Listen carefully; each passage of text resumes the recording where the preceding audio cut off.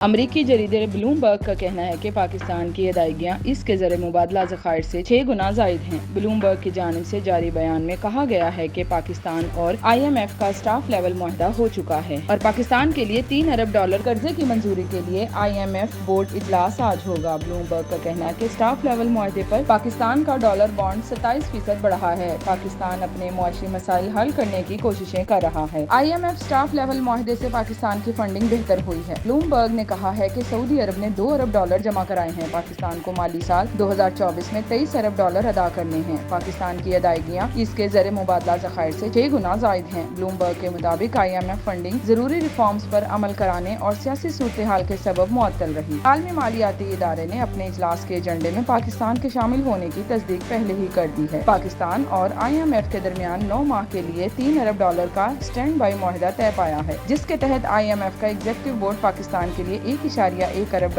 کی قسط جاری کرنے کی منظوری دے گا۔